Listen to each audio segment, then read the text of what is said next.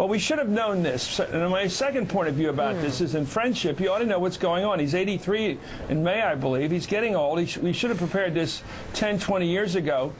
In friendship, where was the State Department? Don't we have hundreds of people sitting over there in Foggy Bottom with no other job except to know what's going on in Egypt, with no other job but to know the culture and the politics of that country, and to understand who the potential leaders are and the factions that might offset the Muslim Brotherhood? What are they doing? I watched Secretary Clinton today. I don't get anything. I don't see anything more than 2 and 2 or 4. I keep waiting for 5. Show me you've done your jobs over there. And I just wish in our friendship we should have been smart. And I think we don't have any plan B. I mean, the guy's almost 83. Where was our plan? His plan was Gamal. I was talking to Secretary Powell a while ago. I hope it wasn't off the record because he said it rather clearly to me. I said, what do you think of Mubarak? He said he's like every other leader in the world over there.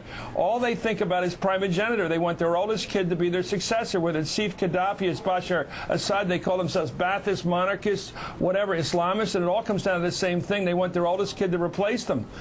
And what was our plan for the transition for our friend? Did we ever talk to him about it? Did we ever encourage him? That's my view. Character and planning. And I don't see us being... I feel shame about this. I feel ashamed as an American the way we're doing this. I know he has to change. I know we're for democracy.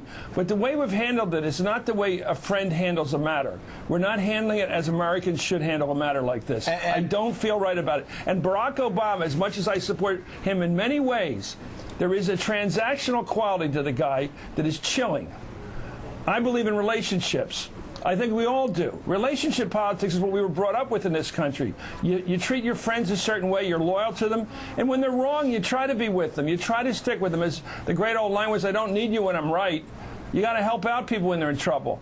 And all I see is transaction here. Who are we going to get the next deal with? And by the way, we don't have a plan for the next deal. So we're not even good at transactions, let alone relationships. What are we good at here? And that's what I keep asking. What have we done as leaders and as friends? Nothing except watch. Well, that's all we do now.